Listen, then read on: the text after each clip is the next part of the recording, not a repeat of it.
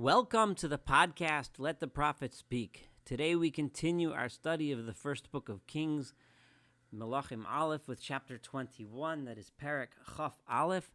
And today we will read about one of the most painfully difficult to read sections in this book of Melachim.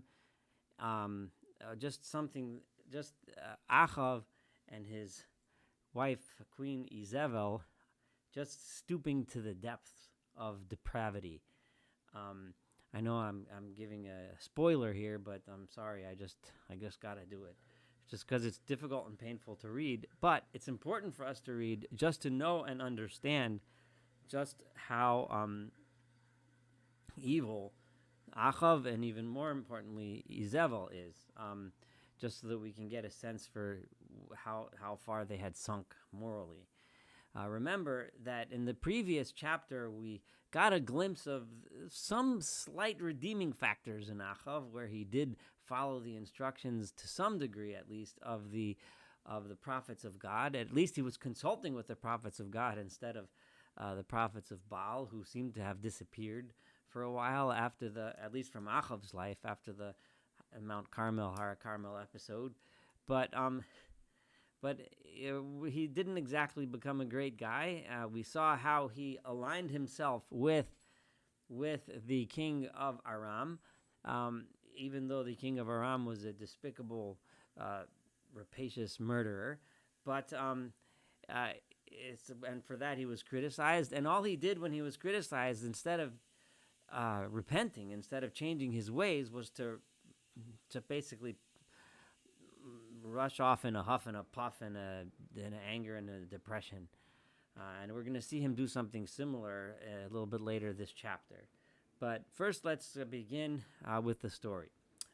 We're going to divide this chapter into two halves, like I usually try to do to keep the podcasts reasonably short. We're after these events. So now we're talking, in other words, his two major victories against Aram. So he's riding high in terms of his kingdom. And Kerem Hayal Navot HaYisraeli, there was a man named Navot who lived in Jezreel, in the Jezreel Valley, and he had a vineyard, Asher B'Yisrael. His vineyard was in Jezreel. Asher Eitzel Heichal Achav Melech Shomron, which was near the palace of Achav, the king of Shomron. Since it was nearby, Achav had seen it. It was apparently a beautiful orchard. It's a fertile area to this day, and it must have been a beautiful orchard, and it was right near Achav's palace. It would have been perfect for Achav. So Vayidaber Achav el Navot lemar, and Achav said to Navot, saying as follows: Tana li et karmecha, give me your vineyard. Vihili legan yorak, and I will make it into a garden, a green garden, or a vegetable garden. It's right near my palace. It's a perfect location. I can make a nice garden there. And in its place, I'll give you another vineyard that's even better. If that's what you want. And I'm sorry, or if you want, if it's better, I'll give you this and this price. And presumably it was a fair market value. And Achav thinks he's giving him a good deal. Now,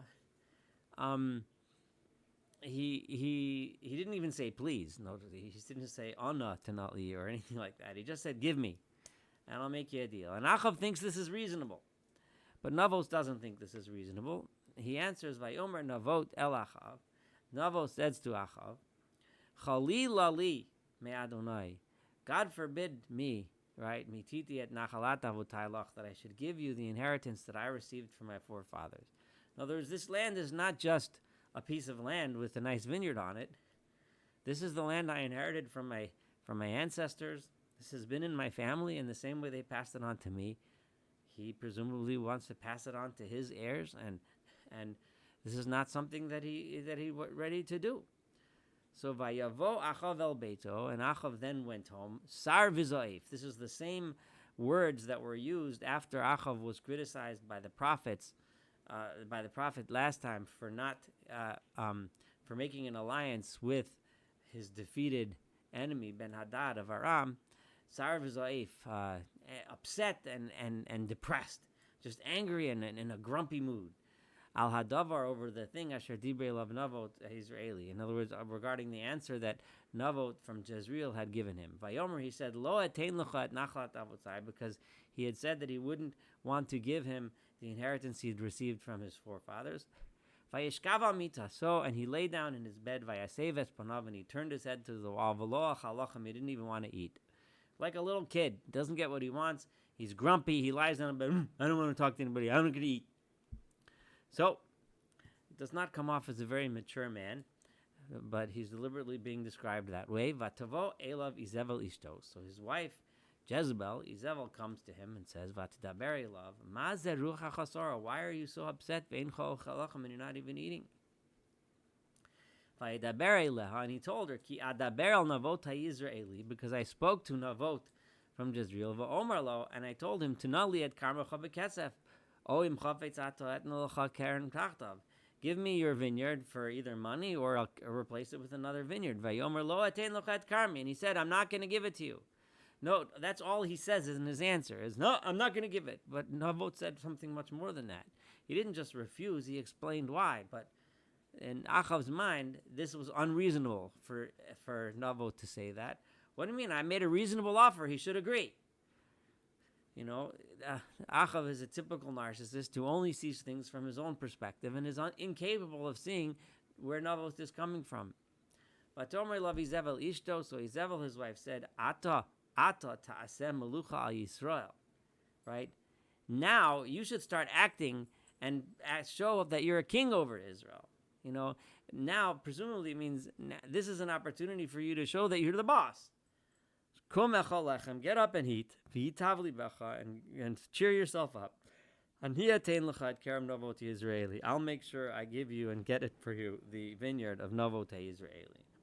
At this point, Ahab could reasonably assume that maybe she'll talk to him, convince him, but he probably knew her well enough to understand that she probably had a much more devious plan in mind.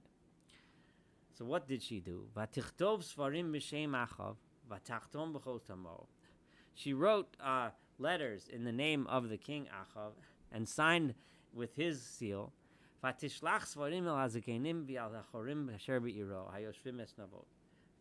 And she sent it to the elders and the nobles that were in charge of the city where Navot lived. And she wrote as follows: Kirut tzom, proclaim a fast. Voshivu et Navot barosham, and when you proclaim a fast, put Navot in front. V'hoshivu shnayim anashim b'nei v'lial negdo, and find two unscrupulous, good-for-nothing people that will say anything for a few bucks. Put them in front of him. V'yidu leimar, and let them say testimony about him. Beirachta Elohim v'melach, that he cursed God and the king.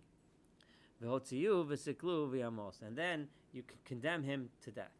So in other words, set up and set up a false accusation, bring false witnesses, and set it up so that he should die. Now, clearly, we're going to see in a minute why she wanted to do it this way. Like, she could have hired a hitman just to kill him.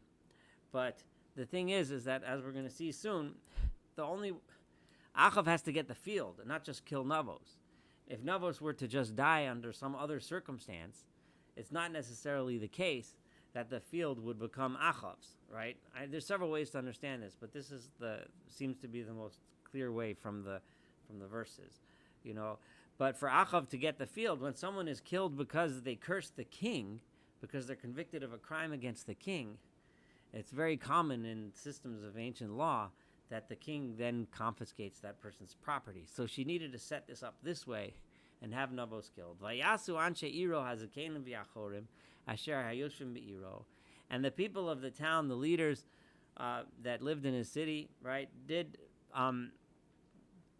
exactly kasher sholch aleim Jezebel, as Jezebel had instructed them to do, kasher katuv basfarim, as it was written in the letters asher sholch aleim that she had sent to them.